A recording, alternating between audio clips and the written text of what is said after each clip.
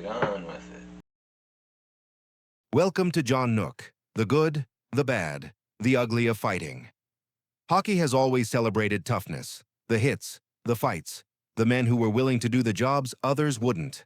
But for some players, toughness didn't end when the game did. This is the story of Reg Fleming, a man who lived hockey's good, its bad, and ultimately, its ugly. Reginald Fleming was born in 1936 in Verdun, Quebec, a place where hockey wasn't just a sport, it was a way out.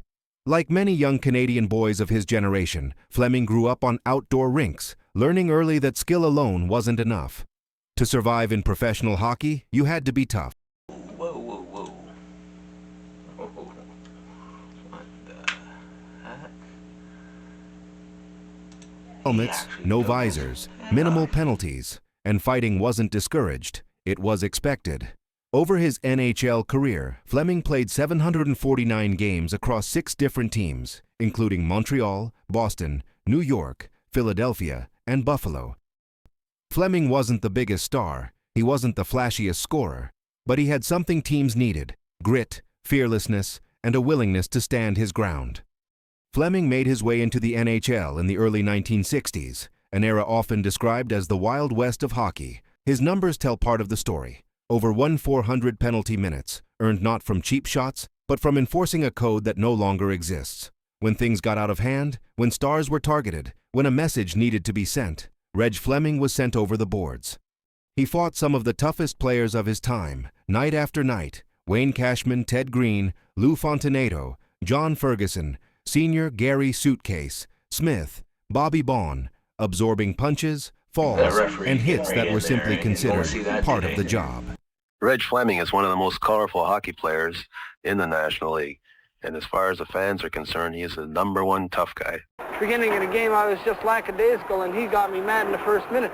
After hockey, Fleming lived a quieter life, but those who knew him noticed changes: memory issues, mood swings, confusion, symptoms that, at the time, had no name in hockey. The league moved on. The fans moved on. But Fleming carried the game with him, long after his skates were hung up. In hockey are sometimes necessary, and usually unavoidable. This happens quite often during the hockey games, and it's much better for the players to fight with their fists than to start swinging sticks. Reg Fleming passed away in 2009. After his death, his brain was examined by researchers at Boston University's CTE Center. What they found changed hockey history. Fleming became the first former NHL player ever diagnosed with chronic traumatic encephalopathy, a degenerative brain disease caused by repeated head trauma. The hits, the fights, the countless blows that were cheered in the 1960s were now written into his brain tissue. For the first time, hockey was forced to confront what football and boxing had already begun to face: the long-term cost of violence in sport. Reg Fleming didn't ask to be a pioneer. He didn't ask to be remembered as a medical case study. He played the role hockey gave him, and played it without complaint. His story isn't just about fighting, it's about an era, a system, a game that once valued toughness without understanding the consequences. Today's players wear helmets, concussions are taken seriously, and those changes came in part because of men like Reg Fleming, the good, the bad, and the ugly truth behind the game we love.